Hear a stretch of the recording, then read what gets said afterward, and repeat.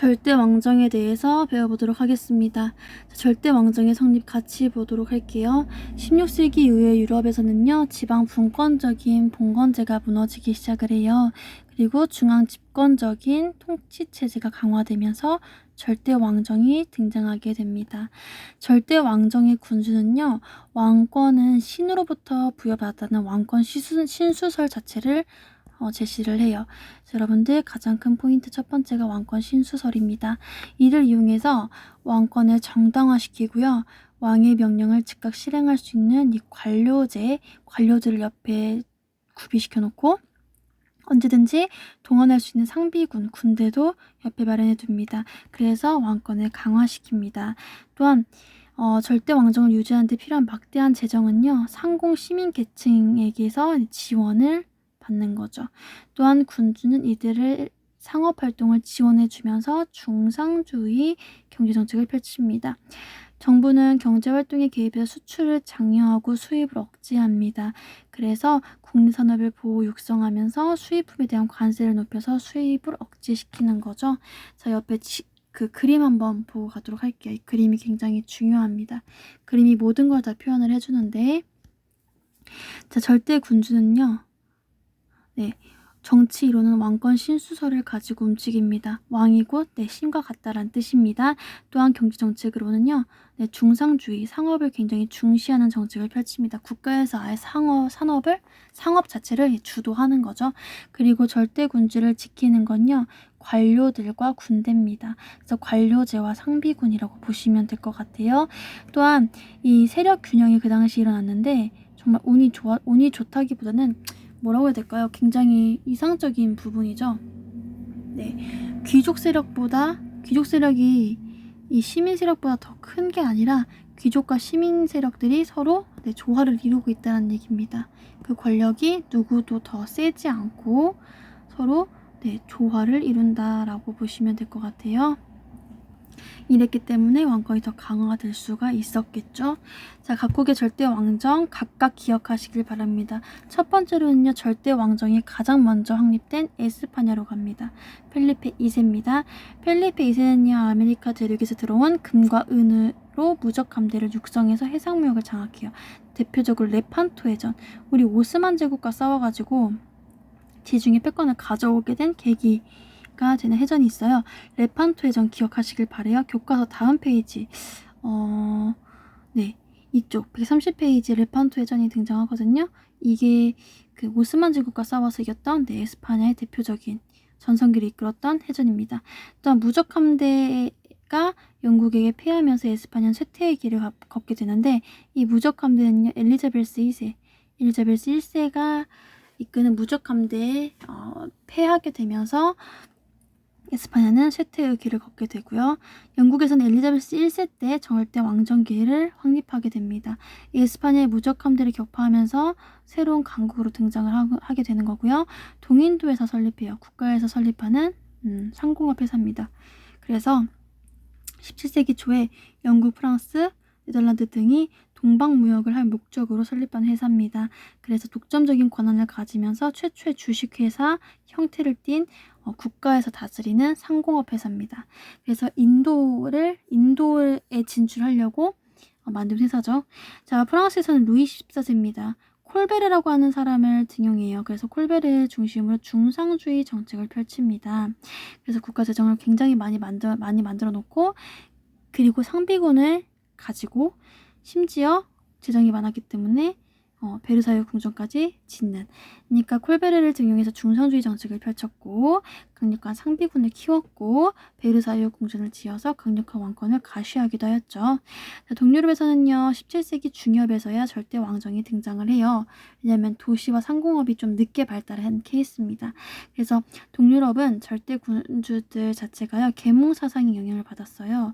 이게 뭐냐면은 절대 왕정, 즉 다시 말해서 절대 왕정식이긴 하지만 왕이 곧 신이다, 신의 뜻을 부여받았다라고 하는 내용을 비판을 하면서 왕도 하나의 그 정치가로서 이 백성들과 함께 나라를 좀 더 번영시키는 곳으로 이끌어야 될 존재다라고 생각을 하는 게 계몽 사상입니다.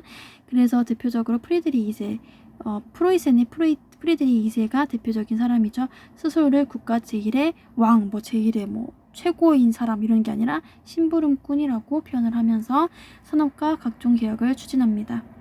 일단 러시아의 표트르 대제는요. 어렸을 때부터 유럽을 탐방하면서 많은 것들을 배워옵니다.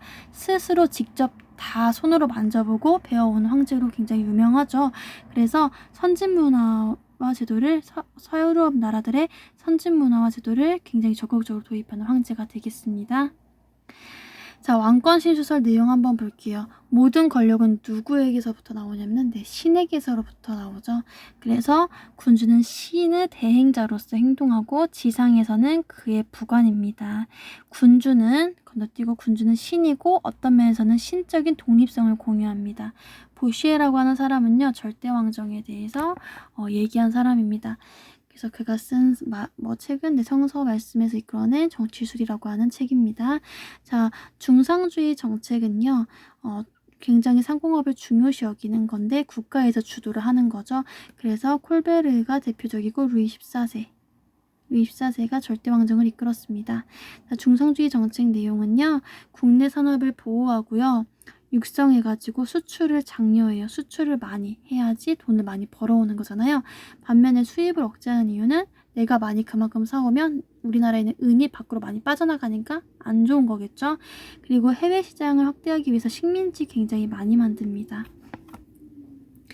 자, 각국의 절대왕정 비교 한번 해볼게요. 서유럽의 절대왕정은요. 상공업과 도시의 발달로 인해서 시민계급이 성장을 했고요.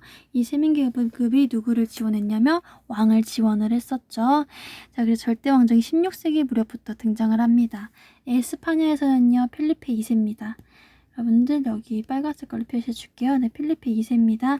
절대왕정을 가장 먼저 구축한 사람이고 레판토 해전에 승리하면서 지중해 패권 가져오고요. 다만 무적함대에서 패배한 이후에 쇠퇴한다. 누구의 무적함대? 엘리자베스 1세. 그래서 바톤 터치를 받은 게 엘리자베스 1세죠.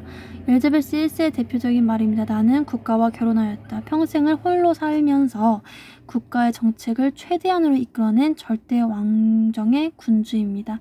이 사람이 가장 대표적인 업적이 동인도에서이기 때문에 동인도에서의 그림을 그려 넣었고요.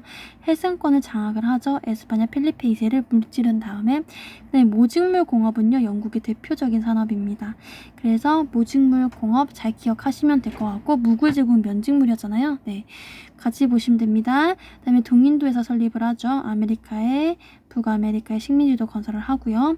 자, 짐이 곧 국가다라고 얘기한 프랑스의 루이 14세는 베르사유 궁전을 짓습니다. 자, 콜베르 등용에서 중상주의 정책 실시하고요. 잦은 전쟁과 신교도들의 탄압으로 쇠퇴하게 되는 게 이 루이 14세죠. 자, 동유럽의 절대 왕정은요. 서유럽보다 늦게 발전해요. 왜냐하면 도시와 상공업이 늦게 발달했기 때문입니다. 그래서 시민계급의 성장도 두드러지지 않았고 농노제가 더 강화된 케이스였어요. 자, 어쨌든 간에 러시아의 표트르 대제는요. 다양한 문물들을 접하고 온 황제죠. 그래서 귀족과 교회 세력의 압박, 그리고 귀족과 교회 세력을 압박을 해가지고 정치권을 완전히 가져가고요. 서유럽의 제도와 문물을 적극적으로 수용합니다. 그만큼 많이 보고 배웠기 때문에 스웨덴과의 북방전쟁에서 승리해서 발트해로 진출하면서 부동항, 얼지 않은 항구들을 아래쪽에 많이 확보를 하게 되는 거고요. 수도를 샹트페테르부르크로 둡니다. 그리고 프로이센의 프리드리히 2세는요. 대표적으로 상수시 궁전을 만들죠. 그래서 여기 지금 상수시 궁전이 나와 있는 거고요. 이 사람은요. 계몽군주로서 나는 국가 제1의 심부름꾼이다라고 얘기한 사람입니다. 그리고 산업을 장려하고 농민을 보호했다라고 얘기를 하죠. 여러분들 지금 보시면 각각의 계몽군주들, 그러니까 절대 왕정 군주들에 대한 업적들이 나와 있습니다. 이렇게 130페이지, 131페이지. 그러면서 어떤 걸 같이 보셔야 되냐면요. 네, 여기 이 그림을 같이 보셔야 돼요. 이 정도 이해하시면은 절대 왕정은 될 거라고 생각을 합니다. 그리고 개념을 다진 다음에 반드시 적용으로서 스스로 다지기를 풀어보시길 바랍니다. 오늘 수업은 여기까지 하도록 하겠습니다. 절대 왕정 다시 한번 복습해 보시고요. 네, 너무 수고 많으셨습니다. 감사합니다.